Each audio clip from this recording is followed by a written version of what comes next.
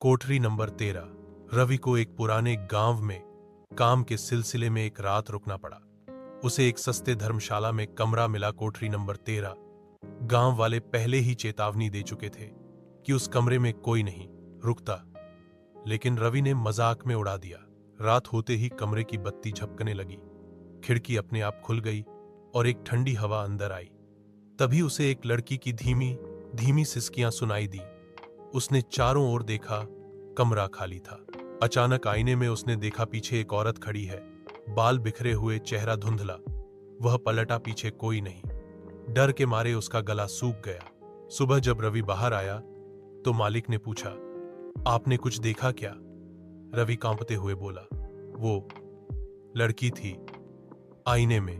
मालिक चुप रहा, फिर धीरे से बोला, पिछले साल एक लड़की ने उसी कमरे में आत्महत्या की थी। तभी से वो आईने में दिखती है, पर जो उसे देख ले वो अगली बार उसी आईने में कैद हो जाता है।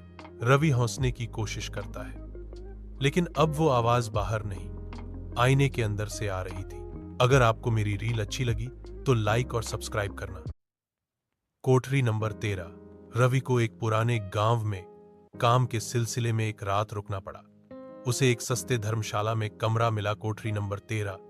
गांव वाले पहले ही चेतावनी दे चुके थे कि उस कमरे में कोई नहीं रुकता, लेकिन रवि ने मजाक में उड़ा दिया। रात होते ही कमरे की बत्ती झपकने लगी, खिड़की अपने आप खुल गई और एक ठंडी हवा अंदर आई। तभी उसे एक लड़की की धीमी धीमी सिसकियां सुनाई दी। उसने चारों ओर देखा, कमरा खाली था। अचानक आईने में उसने देखा पीछे एक औरत खड़ी है, बाल बिखरे हुए, चेहरा धुंधला।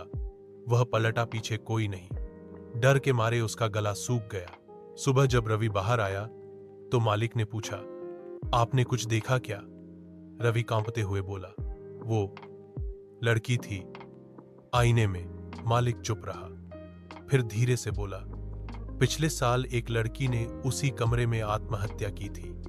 तभी से वो आईने में दिखती है, पर जो उसे देख ले वो अगली बार उसी आईने में कैद हो जाता है।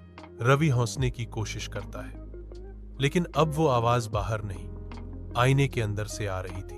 अगर आपको मेरी रील अच्छी लगी तो लाइक और सब्सक्राइब करना।